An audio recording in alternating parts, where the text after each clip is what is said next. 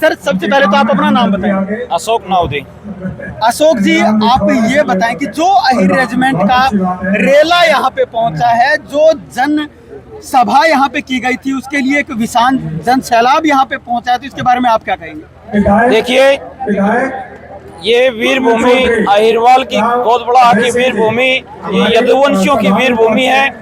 ये वो भूमि है, यहाँ से थोड़ी सी दूर आगे नसीबपुर के मैदान में 1857 की क्रांति का आगाज हुआ था, और वही आगाज आने वाले समय में गोदबड़ा की धरती से आज यदुवंशियों की हुंकार भरी गई है कि आने वाले समय में यदि अहिर रेजिमेंट नहीं बनाई गई तो दिल्ली की सड़कों पर कूच करेंगे, और आने वाले समय में वही करके दिखाएंगे जो 1857 की क्रांति के अंदर राव तुलाराम के नेतृत्व में जो लड़ाई लड़ी थी। क्योंकि हक मांगने से नहीं मिलता, हक संघर्ष से मिलता है, लड़ाई लड़ने से मिलता है, और हम इसके लिए लड़ाई लड़ेंगे और अपने हाई रेजिमेंट के हक के लिए अपना सर्वस्व न्यौछावर कर देंगे। चाहे इसके लिए हमें अपनी कुर्बानी देनी पड़े तो भी हम पीछे नहीं हटेंगे, लेकिन अहिर रेजिमेंट का हक हम लेकर के रहेंगे। क्योंकि ये वो वीर भूमि है जिस वीर भूमि के अंदर चाहे राव तुलाराम की बात हो, या फिर राव गोपाल देव की बात हो, या फिर बाल किशन जी की बात हो, ये वो वीर भूमि है जिन्होंने एक इतिहास बनाया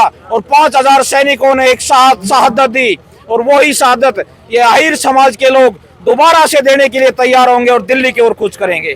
जो इतना विशाल जन सैलाब यहाँ पे पहुंचा है, ये किस ओर इशारा कर रहा है? ये जन सैलाब ये दिल्ली की ओर कूच करने का इशारा है। और जिस दिन या तो अहिर जागता नहीं है, और जब जागता है अपने घरों से बाहर निकलता है, तो वो इतिहास बगैर बनाए वो वापिस वो ठहरता नहीं है। तो एक इतिहास की ओर ये यादव समाज के लोग इस बात की ओर इशारा कर रहे हैं। ये युवाओं का जन सैलाब है, ये बुजुर्गों का जोश जुनून है, ये युवाओं का उत्साह है, ये माताओं बहनों का उत्साह है।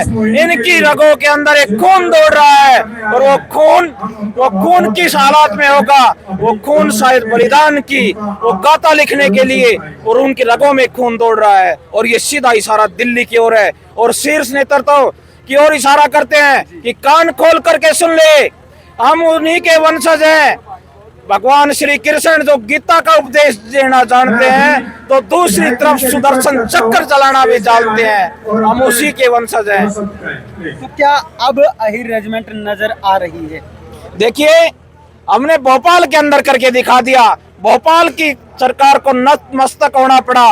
रेंजांगला शौर्य समिति का वहां गठन हो गया। रेंजांगला के जो युद्ध हुआ था उसकी गौरव गाथा पाठ्यक्रम में शामिल कर ली गई। राव तुलाराम के इतिहास को पाठ्यक्रम में शामिल कर दिया गया। जयपुर के अंदर जन जागृति सम्मेलन हुआ था यादवों का, वहां की सरकार को झुकना पड़ा, और वहां भी एक बोर्ड का गठन होने जा रहा है जो भगवान श्री कृष्ण के नाम से होगा।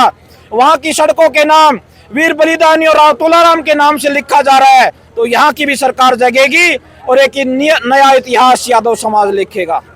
बिल्कुल बिल्कुल, लेकिन जो आप बता रहे हैं कि इतिहास को छुपाया गया है या फिर जिस तरीके से भी किया गया है, लेकिन बलिदानियां तो दी गई हैं, तो आखिर रेजिमेंट ना बनने के पीछे क्या कारण? देखिए, यदि बात की जाए द्वितीय विश्व युद्ध की, तो सबसे ज्यादा योगदान रहा है बलिदान के अंदर वो यादव समाज का था।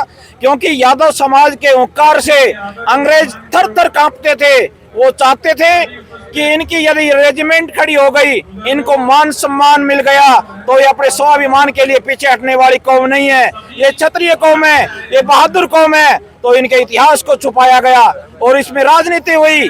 चाहे वो हम किसी की दूसरे समाज की निंदा नहीं कर रहे। हमारा कहने का मतलब ये है कि अन्य समाज की रेजिमेंट है, वो 4% होने के बाद में उनकी दो रेजिमेंट है। सिख समाज 1.76% होने के बाद में उनकी रेजिमेंट है, या अन्य कोई रेजिमेंट है, चाहे राजपूत समाज की बात हो या जाट समाज की बात हो। हमें उनसे कोई ईर्ष्या द्वेष नहीं है, लेकिन हमारा संख्या बल हिंदुस्तान में सबसे ज्यादा होने के कारण 26 करोड़ होने के कारण हम जनसंख्या का 25% है। उसके बावजूद भी यादव समाज के साथ में एक राजनीति के साथ, एक षड्यंत्र के साथ एक धोखा किया जा रहा है, और उस अन्याय को यादव समाज अब सहन नहीं करेगा। बहुत बहुत धन्यवाद जी, बहुत बहुत।